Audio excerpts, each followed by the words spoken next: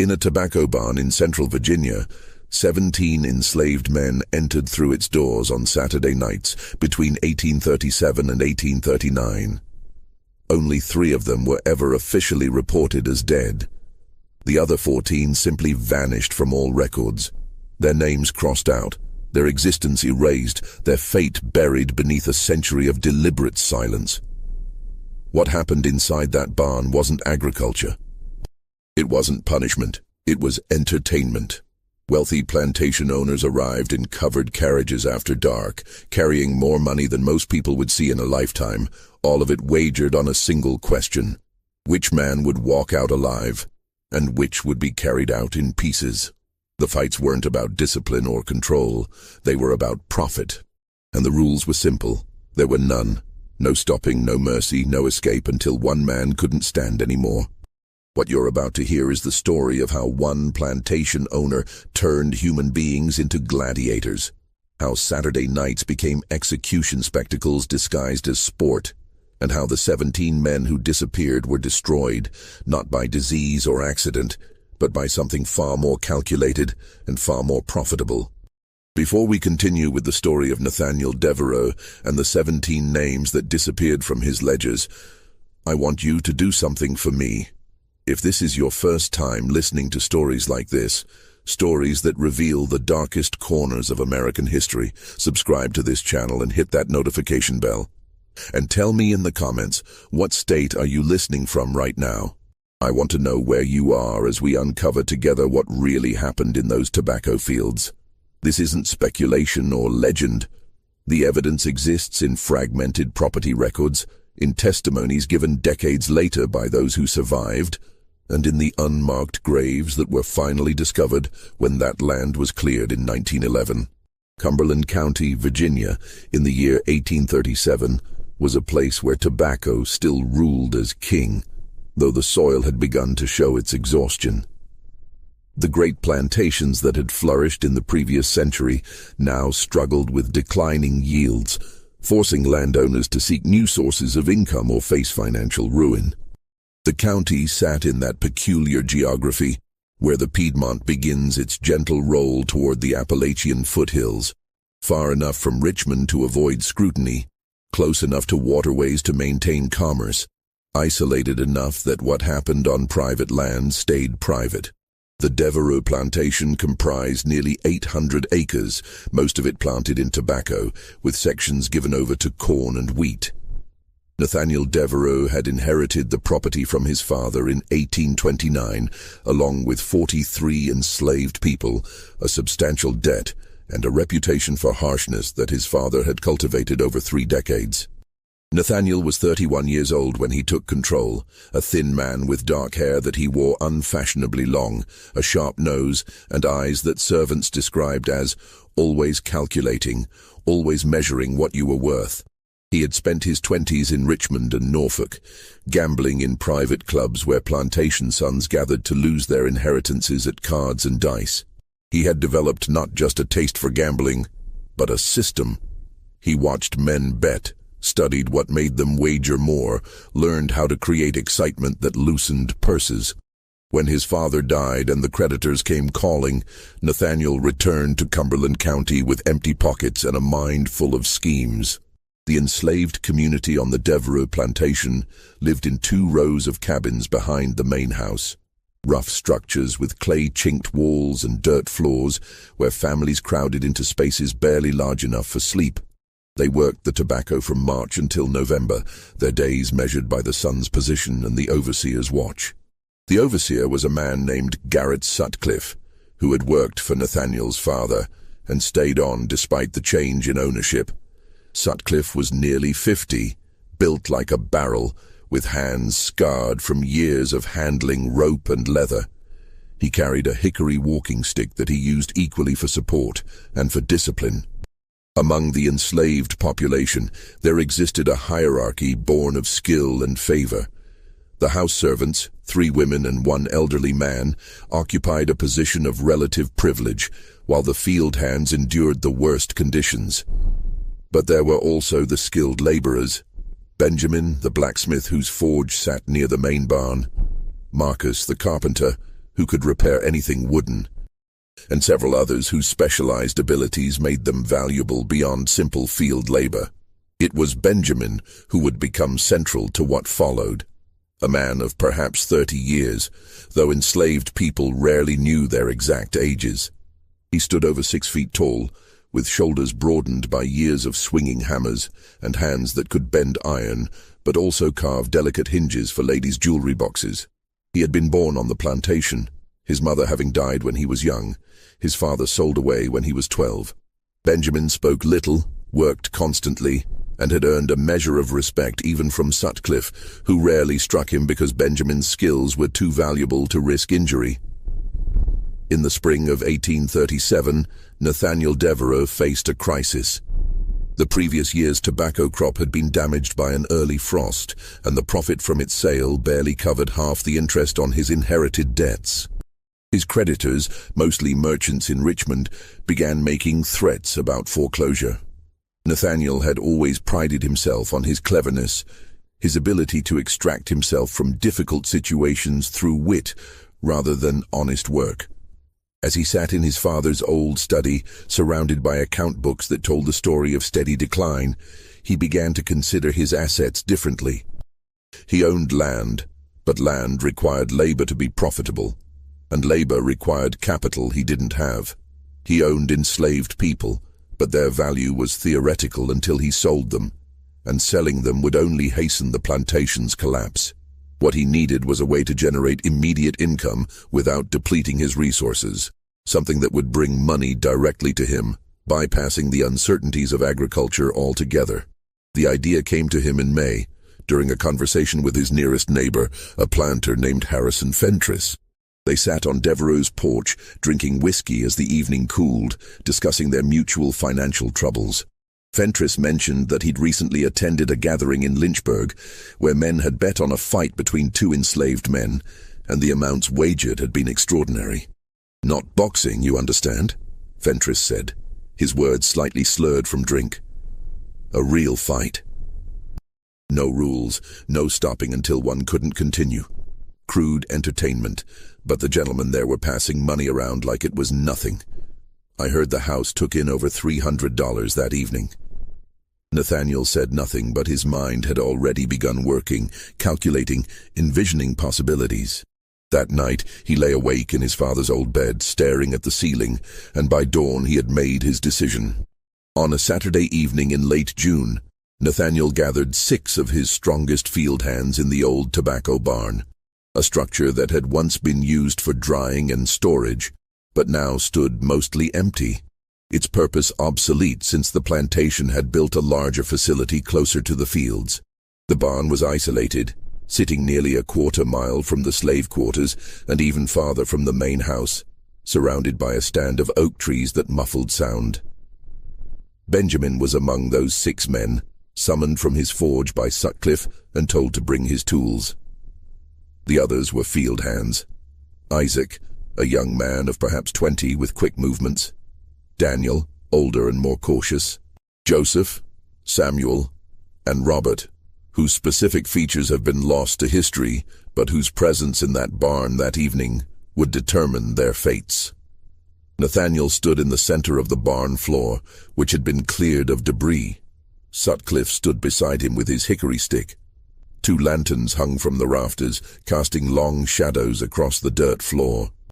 The men stood in a rough semicircle, confused about why they'd been brought here as darkness fell. "I have work for you," Nathaniel said, his voice carrying a false friendliness that made the men more nervous, not less. "Different work. Better work in some ways. You'll be compensated, not with money, of course, but with privileges. Better food, less time in the fields. Perhaps even tobacco for those of you who want it." He paused, studying their faces, reading the mixture of suspicion and desperate hope that any promise of relief would bring. "What I need," he continued, "is a demonstration of strength, a test of skill. Benjamin, step forward." Benjamin moved toward Nathaniel, his expression carefully neutral. "You're the strongest man on this plantation," Nathaniel said. "Everyone knows it. But is Isaac faster? Is Daniel tougher? I want to find out." So here's what's going to happen. You and Isaac are going to fight. A real fight. The kind men have always had to establish who deserves respect. The winner gets better rations for a month and no field work. The loser goes back to regular duties. Simple as that. The silence that followed was heavy with understanding. These men had lived long enough under slavery to know that nothing was ever simple, that any promise from a master came with hidden costs, that what sounded like opportunity often led to suffering. But they also knew that refusal wasn't an option. Benjamin looked at Isaac, who wouldn't meet his eyes. Isaac was young enough to be Benjamin's son, lean and quick, good with his hands when it came to delicate work like tying tobacco leaves. The idea of fighting him made Benjamin's stomach tighten. "I don't want to fight," Benjamin said quietly. Nathaniel's false friendliness evaporated. "I don't recall asking what you wanted." "Sutcliffe, remind Benjamin what happens when my instructions are questioned." Sutcliffe moved toward Benjamin with the hickory stick raised, but before he could strike, Benjamin spoke again. "I'll fight." What happened next lasted perhaps 10 minutes, though those who were forced to watch said it felt like hours. Benjamin and Isaac circled each other on the dirt floor while Nathaniel and Sutcliffe observed. There were no rules given, no boundaries set, just the implicit understanding that they should fight until Nathaniel was satisfied. Isaac struck first, a quick jab that caught Benjamin on the jaw. Benjamin barely moved. He outweighed Isaac by 50 pounds and had no desire to hurt the younger man, but Isaac kept coming, driven by fear of what would happen if he didn't try.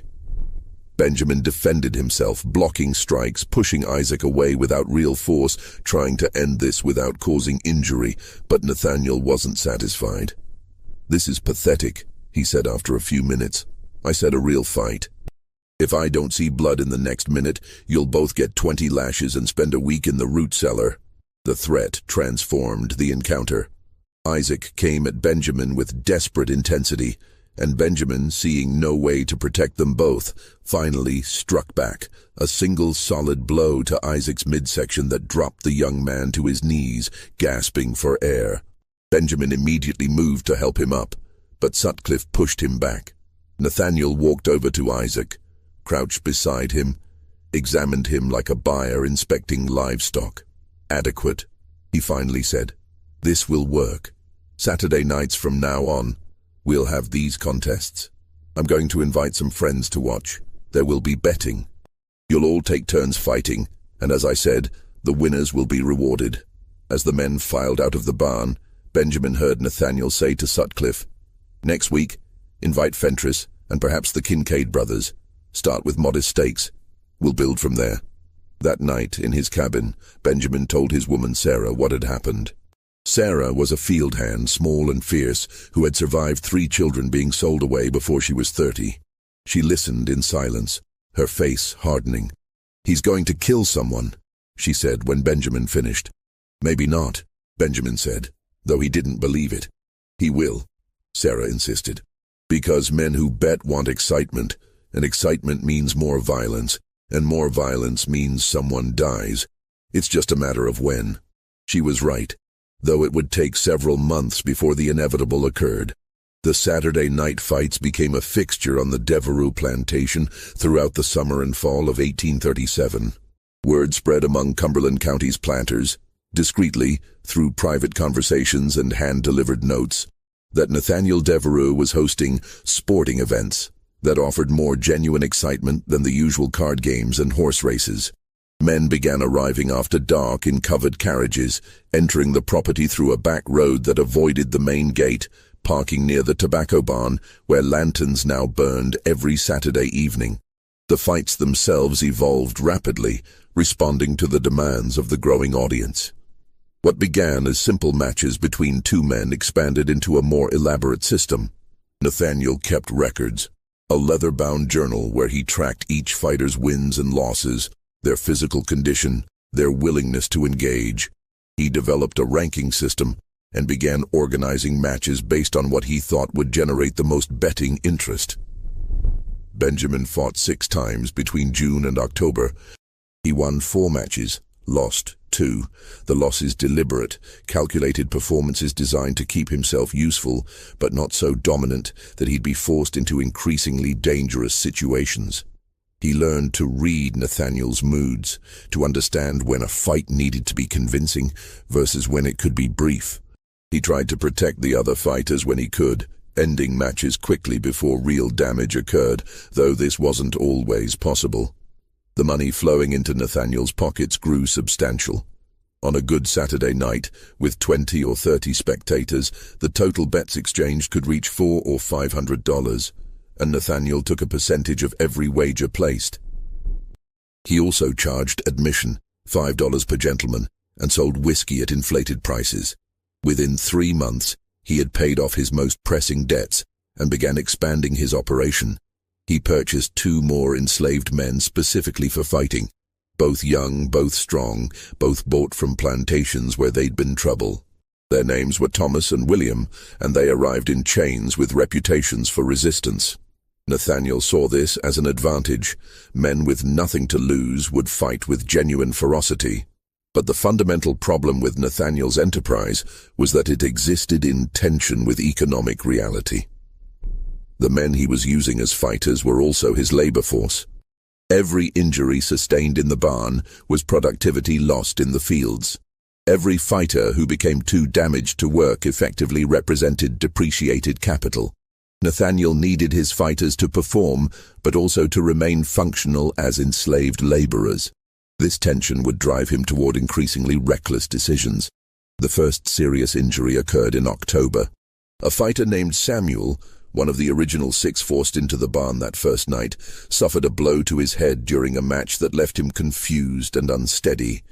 He continued working, but his behavior became erratic. He would stop mid-task, staring at nothing, or suddenly become disoriented about where he was. Sutcliffe reported this to Nathaniel, who observed Samuel for a few days before making his decision. "He's useless in the fields," Nathaniel told Sutcliffe. "Can't follow instructions, can't remember tasks. He's costing me money every day he eats.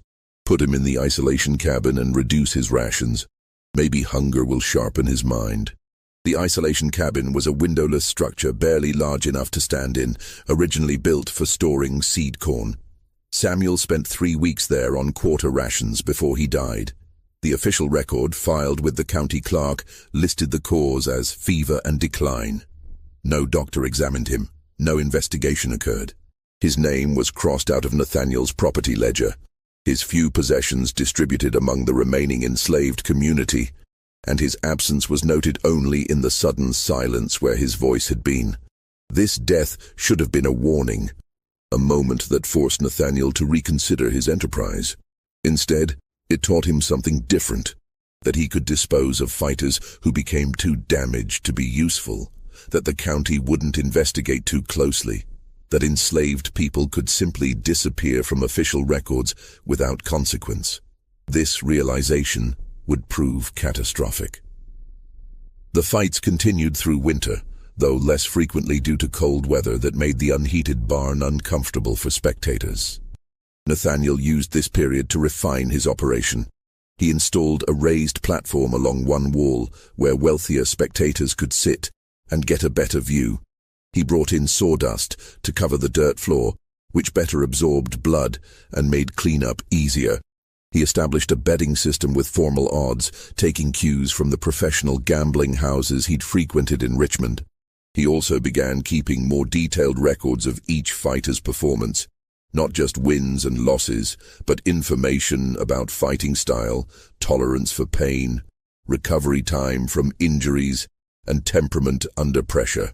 He approached the fights like a businessman optimizing a manufacturing process, constantly seeking ways to increase profit and efficiency. Benjamin, watching all this from his position as one of the primary fighters, understood what was happening. Nathaniel was escalating. The fights were lasting longer, the injuries were becoming more severe, and the crowd was developing an appetite for increased violence.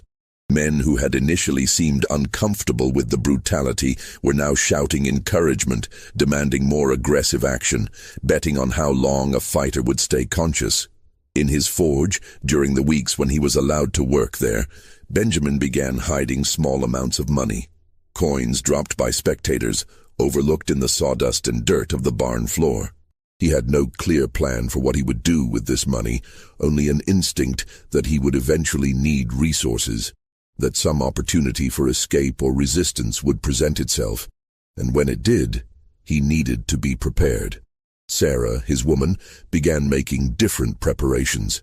She cultivated relationships with the house servants, learning everything she could about Nathaniel's movements, his habits, his weaknesses.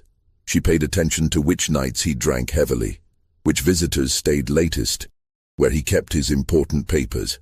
She couldn't read, but she understood that knowledge was a form of power, and she accumulated every scrap of information she could gather.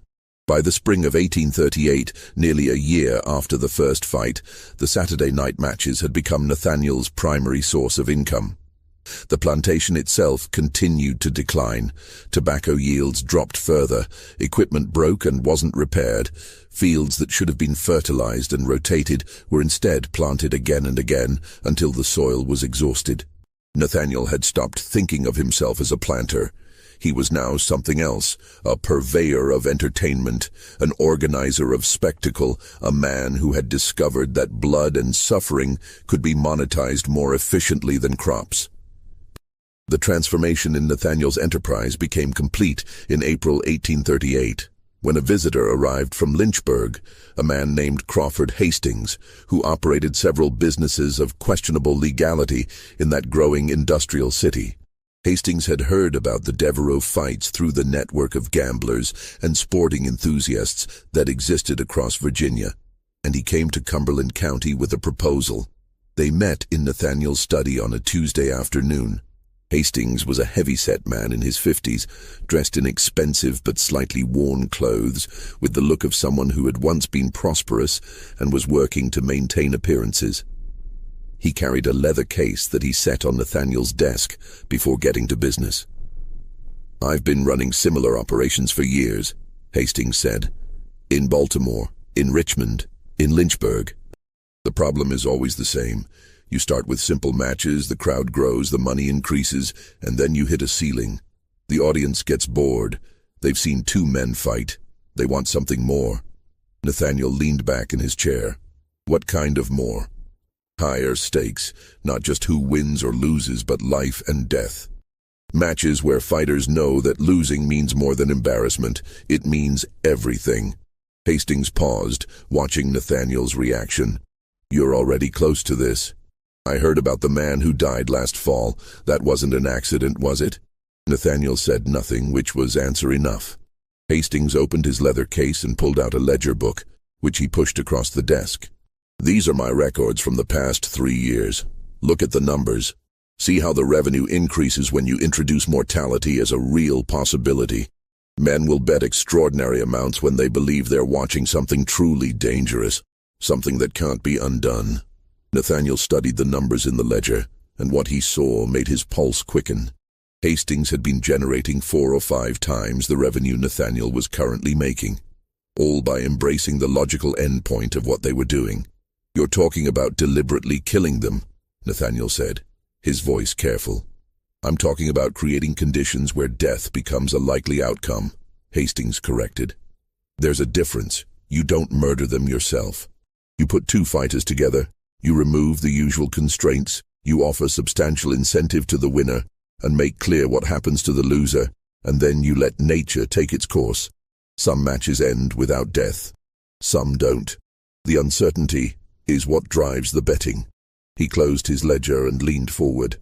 "I can help you set this up properly.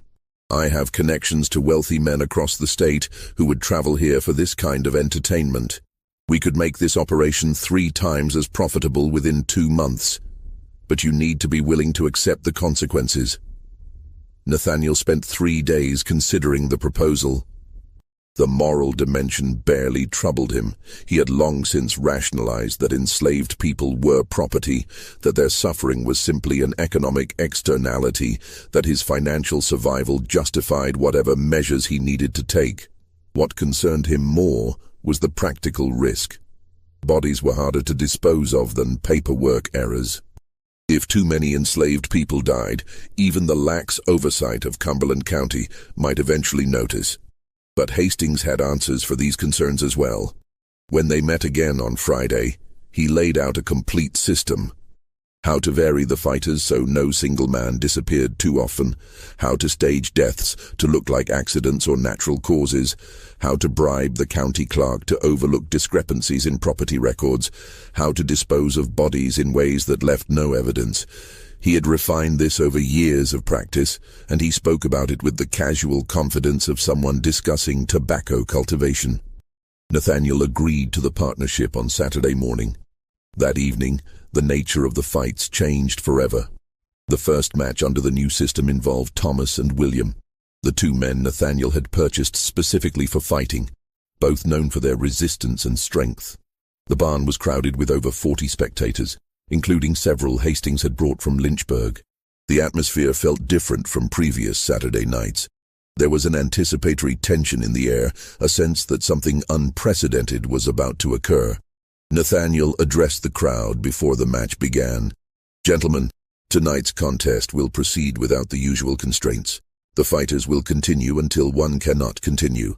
There will be no intervention, no stopping for injury, no mercy shown.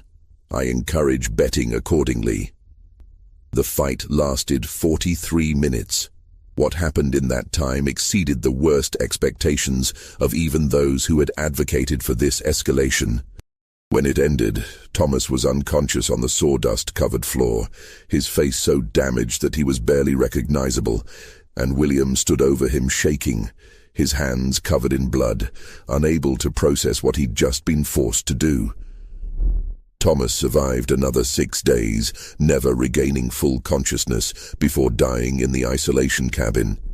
His death was recorded as consumption and decline. His body was buried in an unmarked grave in the woods beyond the plantation's cultivated fields, in a location known only to Sutcliffe and 2 enslaved men who were forced to dig the hole and sworn to silence under threat of the same fate. The money generated that night exceeded anything Nathaniel had previously collected. Hastings' connections had brought wealthy spectators willing to bet amounts that field hands couldn't earn in a lifetime of labor. When Nathaniel counted his share after everyone left, he had nearly $800, more than his best tobacco harvest had ever brought. Benjamin, who had been forced to watch from the side of the barn, understood exactly what had happened. This wasn't fighting anymore. This was execution dressed up as sport, and he understood, with absolute clarity, that every man fighting in this barn was now living on borrowed time, that Nathaniel had crossed a threshold he wouldn't walk back from, that the only question was which of them would die next and how long the rest would survive. That night, back in his cabin, Benjamin told Sarah, "I need you to do something. There's a woman named Rachel who works in the Fentress house, 3 plantations south. She has connections to free black people in Lynchburg who help people escape. You need to get word to her. Tell her we need help, not just me, all of us. Everyone in this barn Saturday nights." Sarah looked at him with tears in her eyes. "You know what they do to people who try to run." "I know what they're doing to people who stay," Benjamin said. Over the next 4 months, between April and August of 1838, 6 more enslaved men died as a result of injuries sustained in Nathaniel's barn. Not all died immediately. Some lasted days or weeks, suffering from internal injuries, infections, or damage that slowly destroyed their capacity to survive. Each death was recorded as something else: fever, heart failure, accident, consumption. The county records showed nothing unusual. The plantation ledgers simply showed a declining number of enslaved laborers, which could be explained by sale or natural causes. Hastings came to Cumberland County every Saturday now, bringing new spectators, expanding the network of men willing to pay for this specific form of entertainment. The barn could hold perhaps 50 men comfortably, and it was regularly full. The betting pools grew larger, sometimes reaching $1,000 or more. Nathaniel was making more money than his plantation had earned in its best years, and he reinvested some of this profit into the operation itself. Better lanterns, A second platform for premium spectators, even a separate entrance for men who wanted to arrive discreetly. But the operation created problems that money couldn't solve. The enslaved community on the plantation lived in terror, knowing that any man could be selected for the next fight, that refusing meant immediate punishment, that winning only meant you'd have to fight again. Field productivity collapsed.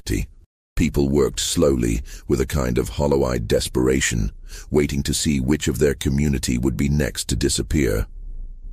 Benjamin had fought twice more under the new system, winning both matches by being faster and more strategic than his opponents, ending fights before they reached the worst extremes. But he knew this couldn't continue.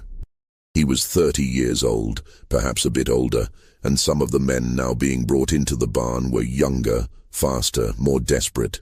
Eventually, someone would be faster than him, or he would make a mistake, or Nathaniel would decide he'd become too expensive to keep alive. Sarah had managed to get word to Rachel at the Fentress plantation, and Rachel had sent back a message through the invisible network of enslaved people who communicated across property lines. There were people in Lynchburg who could help, but the cost would be high. Not money exactly, but risk. The escape route required traveling nearly 40 miles north, crossing multiple rivers, avoiding patrols, and timing everything perfectly. And Benjamin wouldn't be able to do it alone. If he ran, Sarah would be punished in his place. They would both need to go, along with anyone else willing to risk everything. Benjamin began quietly approaching the other fighters, testing their willingness to act. Some were too broken by fear to consider it. Others were too angry to think clearly. But a few.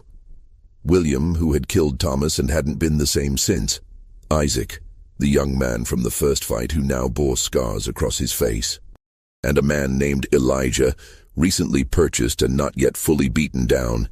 These men listened when Benjamin talked about escape. "It won't be easy," Benjamin told them one night in whispered conversation behind the barn, during a rare moment when they weren't being watched. "And most people who run don't make it. But everyone who stays here is going to die. Maybe not next week, maybe not next month, but eventually we're more profitable dead than alive now. You understand that, right?" William nodded slowly. "When?"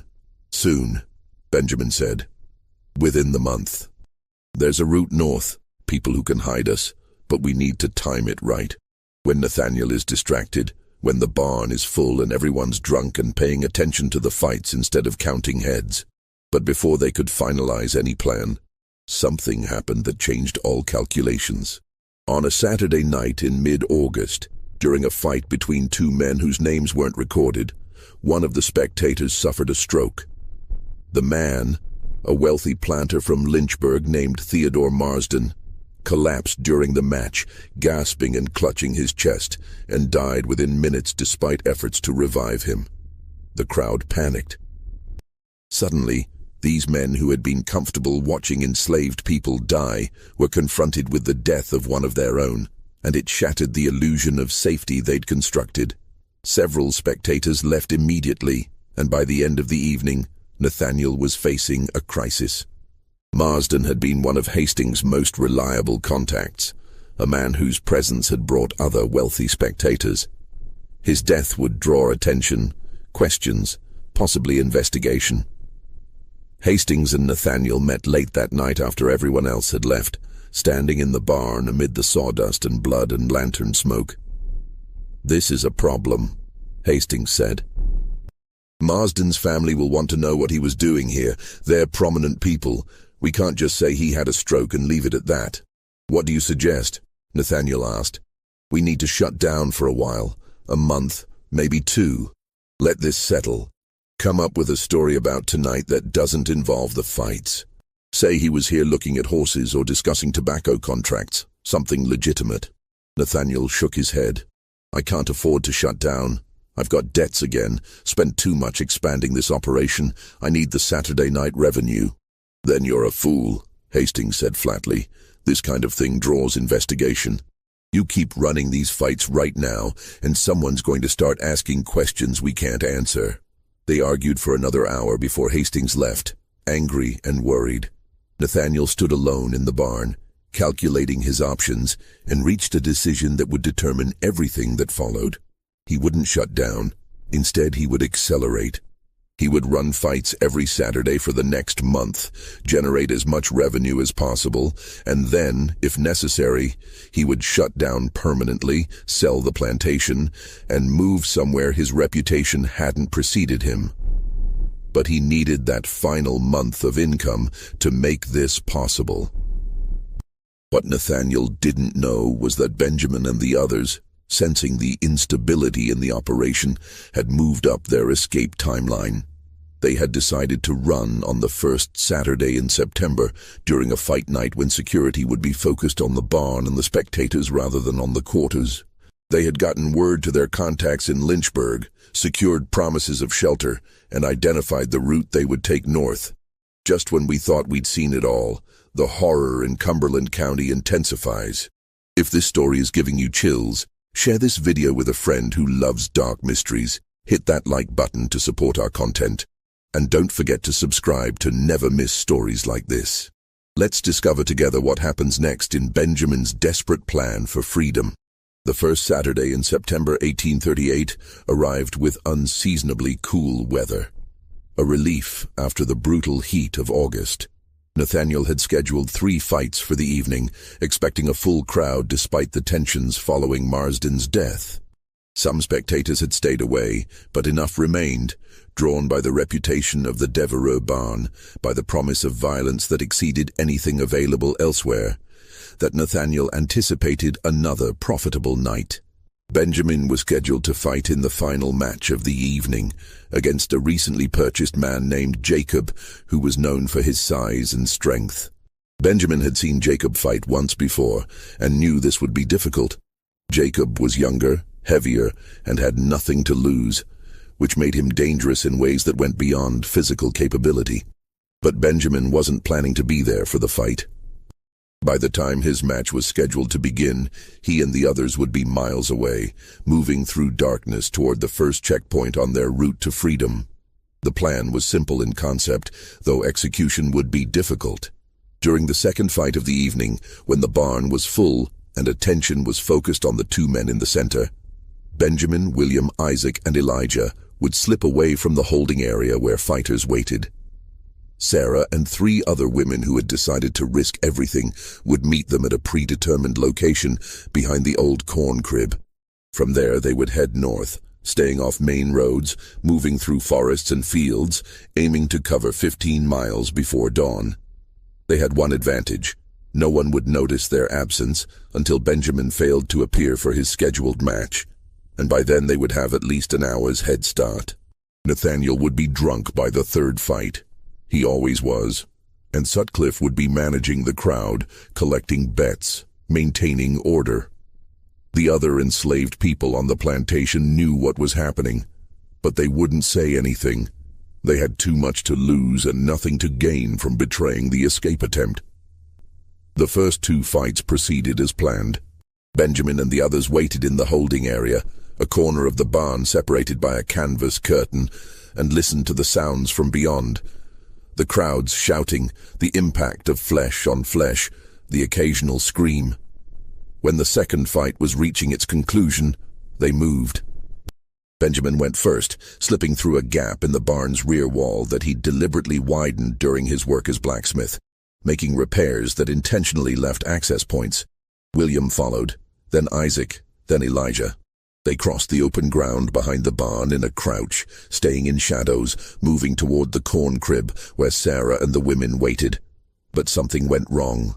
One of the house servants, a woman named Meg, who hadn't been told about the escape because they didn't trust her loyalty, saw the movement and became alarmed. She had seen enslaved people punished for less suspicious behavior, and she made a decision that she probably believed was self-preservation. She told Sutcliffe. Sutcliffe was standing near the barn entrance when Meg approached him, and when she whispered what she'd seen, his face went dark with understanding. He immediately moved to the holding area, discovered it empty, and went straight to Nathaniel, who was standing with a group of spectators, a glass of whiskey in his hand, watching the second fight end. "They've run," Sutcliffe said quietly, pulling Nathaniel aside. Benjamin and at least 3 others, just now during the fight. Nathaniel's expression transformed from drunken pleasure to cold fury. "Get the dogs. Wake the overseer from the Kincaid place and tell him we're paying for his services tonight. Round up every man here who's willing to ride and offer $50 to whoever brings them back. Move now." Within 15 minutes, the barn had emptied as men mounted horses and organized into hunting parties. Dogs were unleashed, bloodhounds kept for exactly this purpose, trained to track human scent. The Saturday night entertainment had suddenly transformed into something more immediate and primal, a manhunt. Benjamin and the others were 1.5 miles away when they heard the first dogs baying in the distance. They were moving through a section of pine forest, following a creek that would mask their scent. But the sound of pursuit was unmistakable. Sarah, running beside Benjamin, gasped out words between breaths. "They know already. We didn't get enough time." Benjamin made a decision. "Split up. William, you take Elijah and head northeast toward the Lynchburg Road. The rest of us go north through the wetlands. They can't track both groups equally."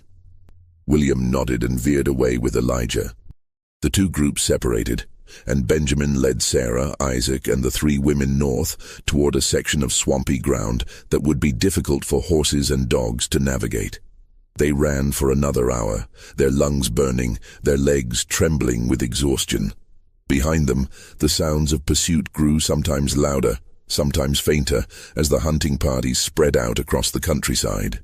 They crossed 2 more creeks, climbed through tangled underbrush, passed through a section of old-growth forest where the canopy was so thick that barely any moonlight penetrated. Just before midnight, they reached the edge of a swamp, a section of wetland that locals avoided because the ground was treacherous, full of sinkholes and quicksand and water that could be knee-deep one moment and neck-deep the next. Benjamin had learned about this area from other enslaved people who had mapped every dangerous location for miles around. Information passed down as a form of protection and strategy. "Through the swamp," Benjamin said.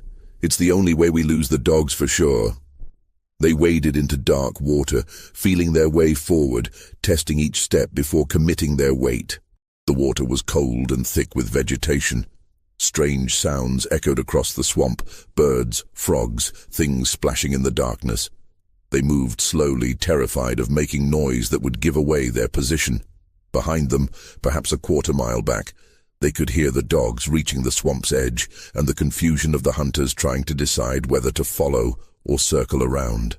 Most of the hunting party chose to circle, but at least one group, led by Sutcliffe himself, entered the swamp on horseback, determined not to let the escapees gain ground. Benjamin and the others were halfway through the swamp when they heard Sutcliffe's voice calling out through the darkness, "Benjamin, I know you can hear me. You're not getting away. Come back now, and Devereaux promises only 30 lashes. Keep running, and you'll hang all of you." No one answered.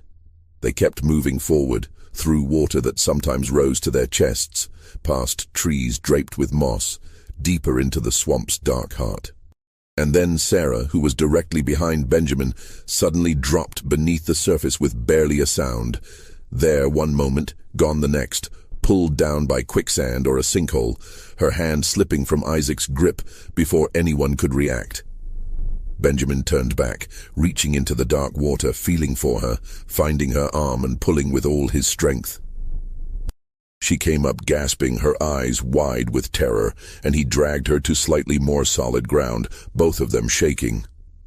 "We can't stop," Benjamin whispered, even though every instinct screamed to rest, to make sure Sarah was all right, to take stock of their situation. "We have to keep moving."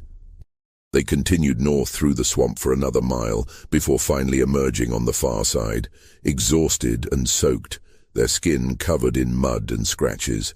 Behind them, the sounds of pursuit had faded. Either the hunting party had given up or had taken a different route. The terrain on the far side of the swamp shifted to rolling farmland, dotted with small homesteads that belonged to yeoman farmers who worked their own land without enslaved labor. This was dangerous territory in a different way. These farmers had no sympathy for runaways and would report them immediately for the reward money. Benjamin led the group in a wide arc around the visible farmhouses, keeping to tree lines and ravines, moving as silently as 6 exhausted people could manage. Dawn was perhaps 2 hours away when they reached the barn where Benjamin had been told they would find shelter. It sat at the edge of a property that looked abandoned from the road, sagging fences, overgrown fields. But as they approached, Benjamin saw signs of recent activity: fresh wagon tracks, smoke residue near a chimney, livestock sounds from inside the structure.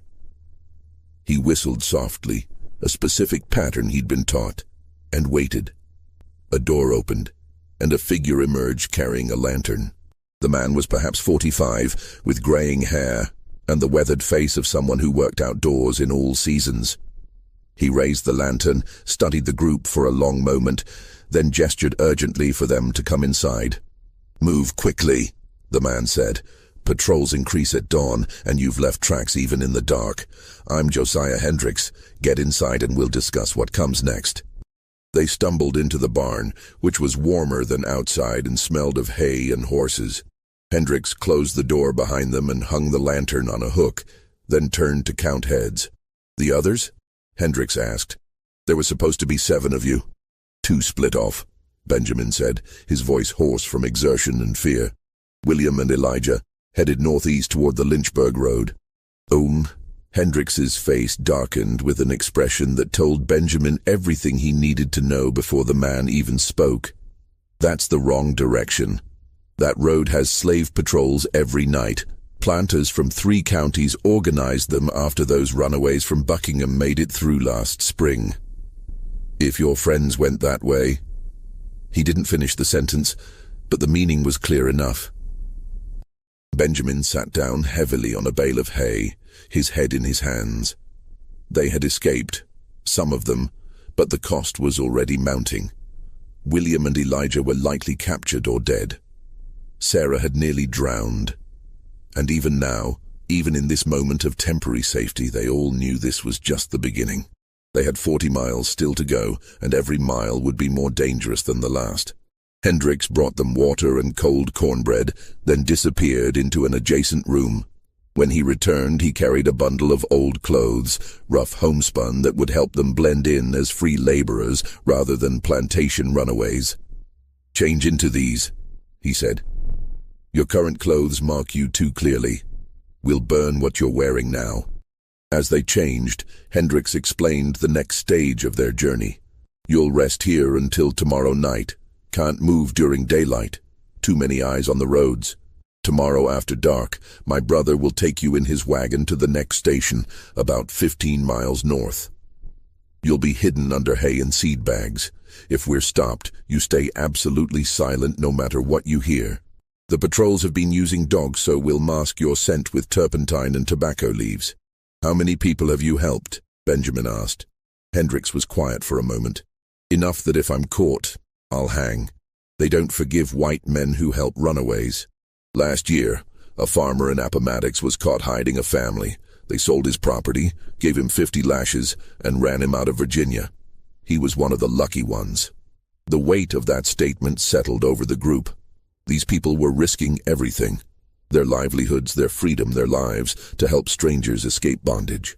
The enormity of that courage, set against the casual cruelty of men like Nathaniel, who would destroy lives for profit and entertainment, created a moral contrast so stark that Benjamin felt something shift inside him. He had spent 30 years learning to survive by being careful, by avoiding notice, by accepting the reality of his powerlessness. But this moment, sitting in a barn with people who had chosen resistance over safety, taught him that the world contained more possibilities than he had allowed himself to imagine. William and Elijah were captured before dawn on Sunday morning, found hiding in a tobacco barn 6 miles from the Devereux plantation. They were returned in chains and taken directly to the main barn, where Nathaniel and Sutcliffe were waiting. What happened to them over the next 2 days was never officially recorded, but the enslaved community on the plantation heard their screams and understood the message being sent. Both men were dead by Tuesday. Their deaths were recorded as injuries sustained during apprehension and fever following capture, respectively. Their bodies were buried in the same unmarked section of woods where Thomas and the others had been laid.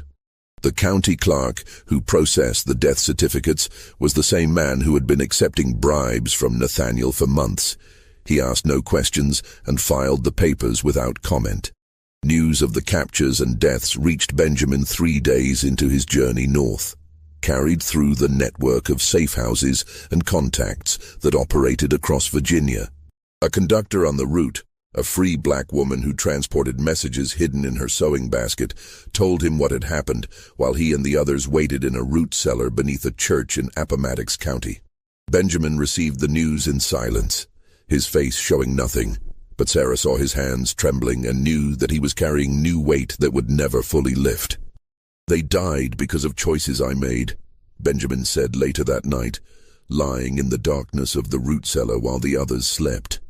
"They died because of choices Nathaniel Devereaux made," Sarah corrected him, her voice fierce in the darkness. "Don't you dare take that weight on yourself. William and Elijah knew the risks. We all did. They made their own choice to run, and what happened after wasn't your fault." Benjamin stayed silent, but her words, whether he fully believed them or not, were something he would return to in the years that followed. A counterweight to the guilt that threatened to consume him whenever he thought about the men who didn't make it out. The journey to Pennsylvania took another week, each leg presenting new dangers and requiring new reserves of courage from people who were already operating beyond the limits of their endurance. They traveled hidden in wagons, in false-bottomed boats, in the attics of houses that looked abandoned but concealed entire networks of resistance. They passed through communities where enslaved and free black people maintained sophisticated communication systems, where Quaker families risked everything to operate safe houses, where poor white farmers who had no love for the plantation system offered shelter because they believed that no person should own another. Not everyone made it. One of the women, a field hand named Rachel who had worked beside Sarah for years, fell ill with fever during the journey, likely from exposure during their night in the swamp. She was left at a safe house in the mountains, too sick to continue, with promises that she would be cared for and sent north when she recovered. Benjamin never learned whether she survived. That uncertainty would haunt him alongside the confirmed deaths, a question mark that could never be resolved. The others reached Pennsylvania on September 23, 1838, crossing the border in early morning fog that made the landscape look like something from a dream. They had been traveling for 22 days, covering approximately 200 miles through terrain that ranged from swampland to mountains. When Josiah Hendricks's brother, who had guided them through the final leg, told them they were across the border, that they were standing on free soil, none of them could quite process the information. Freedom had been an abstraction for so long that its reality felt impossible to grasp. Benjamin settled in Philadelphia, where the free black community was large enough to offer some protection from slave catchers, but organized enough to provide support for new arrivals. He found work as a blacksmith in a shop owned by a man who asked few questions about his past and paid fair wages. Sarah stayed with him, and they married properly, legally, with papers that recognized their union in ways that had been impossible in Virginia. The ceremony was small, held in a church basement with just a handful of witnesses, but it represented something profound: the ability to make choices about their own lives. Isaac found work in a shipyard where his youth and strength made him valuable. The 3 women who had made the journey with them scattered to different parts of the city, finding domestic work and building new lives. They stayed in contact, meeting occasionally in the church where they had been married, sharing meals and stories and the comfort of being among people who understood what they had survived. But freedom came with its own burdens. Benjamin and the others lived constantly aware that fugitive slave laws meant they were never entirely safe, that slave catchers operated even in free states, that recapture was a possibility that hung over every interaction with strangers. They learned to be careful about who they trusted, to avoid situations where their lack of free papers could be questioned, to always have an escape route planned. The psychological toll of this permanent vigilance was something that never fully disappeared, a background tension that colored even moments of genuine joy. Benjamin also carried the weight of survivor's guilt, the knowledge that he had escaped while 17 other men had died in Nathaniel's barn, that William and Elijah had been captured and killed during an escape he had organized, that Rachel's fate remained unknown. In quiet moments, he would think about the men whose names he remembered and those he had never known, wondering if his survival was somehow purchased with their deaths. It was an irrational thought, he knew. He hadn't killed those men, hadn't organized the fights, hadn't created the system that had destroyed them. But guilt rarely operates according to logic. Sarah helped him navigate these dark periods, reminding him that bearing witness was its own form of resistance, that surviving and telling the truth about what happened was a way of honoring the dead rather than betraying them. It was her encouragement that eventually led him to speak publicly about his experiences, though it would take decades before he felt safe enough to do so. Back in Cumberland County, Nathaniel Devereaux's operation collapsed within weeks of the escape. The manhunt had drawn too much attention from neighboring plantations and county authorities who had previously been content to ignore rumors about the Saturday night activities in his barn. Questions were asked about the unusual number of enslaved people who had died on his property, about the wealthy men who had been visiting regularly, about whether the deceased Theodore Marsden had really been there to discuss tobacco contracts as claimed. Hastings disappeared back to Lynchburg and cut all ties with Nathaniel, unwilling to risk his own operations being exposed. Several of the regular spectators, worried about their reputations, began spreading stories that distanced themselves from the fights, claiming they had only attended once or twice, that they hadn't realized the full nature of what was happening, that they had been uncomfortable with the violence. The coordination of these denials suggested that the wealthier participants had agreed among themselves to present a unified version of events that minimized their involvement. Nathaniel held one more fight night in late September, desperately trying to generate revenue, but barely a dozen spectators showed up. The mood was tense rather than excited, and the betting was cautious. The magic that had made the barn profitable, the sense of transgression, of witnessing something extraordinary and forbidden, had been broken by the escape and the attention it brought. By the end of the evening, Nathaniel understood that his enterprise was finished. The following week, his creditors began foreclosure proceedings. The debts he had accumulated while expanding the fighting operation, combined with years of declining tobacco revenues, had left him financially exposed. Without the Saturday night income, he had no way to service these debts. By November, the plantation was being auctioned to pay what he owed, and Nathaniel himself had left Virginia, relocating to Mississippi with whatever money he'd managed to hide from creditors. He would attempt to rebuild in that new location, but his reputation, at least among those who knew the full story, had been permanently damaged. The barn where the fights had occurred stood empty for several years, avoided by the enslaved community on the new owner's plantation and regarded with unease even by those who didn't know its full history. There was something about the structure that felt wrong. Too many people had suffered there. Too much pain had soaked into the wood and earth. In 1842, the new owner of the property, a man named Patterson who had bought it cheaply at auction, said he felt uncomfortable with the structure and ordered it demolished. The wood was burned in a fire that lasted most of a day, and the site was plowed under and planted with wheat. Patterson never explained exactly why he wanted the barn destroyed, but workers on the plantation claimed he had gone inside once, stayed for perhaps 5 minutes, and emerged looking disturbed, saying only that the place made his skin crawl. The unmarked graves in the woods remained undiscovered for decades. It wasn't until 1911, when that section of land was being cleared for a railroad spur, that workers found bones, multiple sets, buried without ceremony or markers, some showing signs of trauma that suggested violent deaths. A brief investigation concluded they were probably enslaved people who had died in the 1830s or 1840s. but without records or witnesses, nothing more could be determined. The bones were reburied in a county cemetery with a simple marker reading, "Unknown persons, c.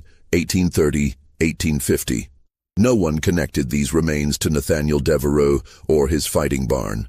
That history had been successfully buried beneath decades of silence. Benjamin lived until 1876, dying at approximately 69 years old in Philadelphia, surrounded by children and grandchildren who had never known slavery. Before his death, he gave an interview to a black newspaper reporter who was collecting stories from formerly enslaved people. In that interview, he talked about his years in Virginia, about the plantation, about the fights, and about the men who died. The reporter, a young man named Frederick Hammond, was horrified by what he heard and asked Benjamin how he could bear to remember such things. "People ask me sometimes if I ever felt guilty for surviving when so many others didn't," Benjamin said near the end of the interview, "and I tell them no. Survival isn't something to feel guilty about.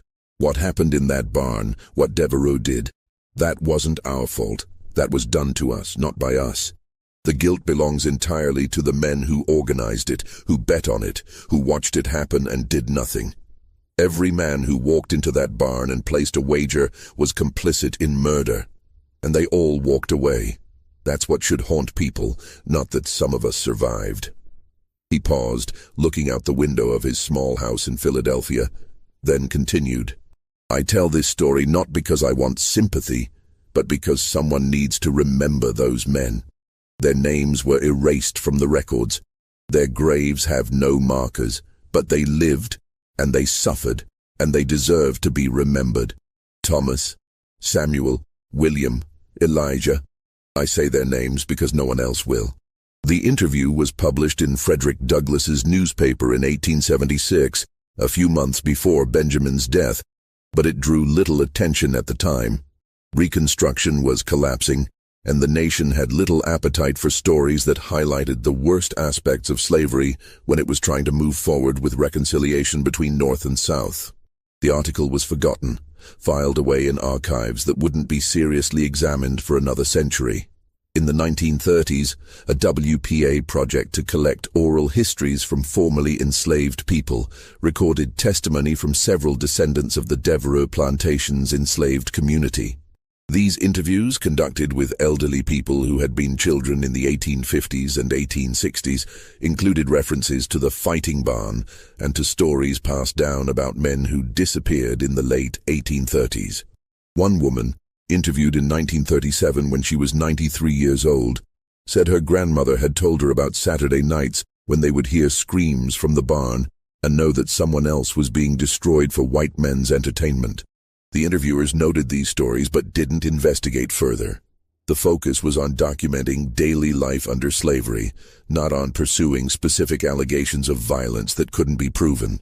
It wasn't until the 1980s that a graduate student studying plantation records in Virginia came across Nathaniel Devereux's property ledgers and noticed the pattern. 17 enslaved men's names crossed out between 1837 and 1839, with only 3 deaths officially recorded.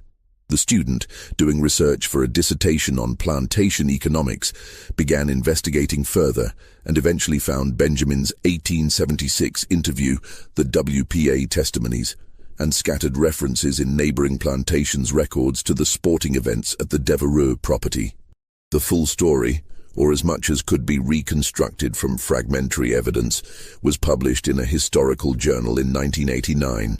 It received modest academic attention, but was largely unknown outside scholarly circles until recently, when renewed interest in the complete history of American slavery brought these kinds of stories back to light.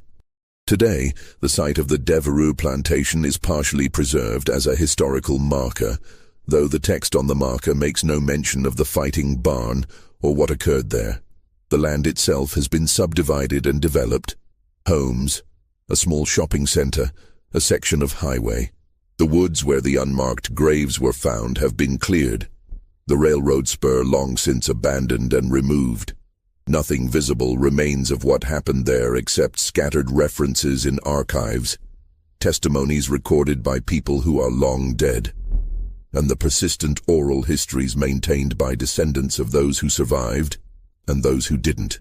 The question that haunts anyone who studies this story is not whether it happened.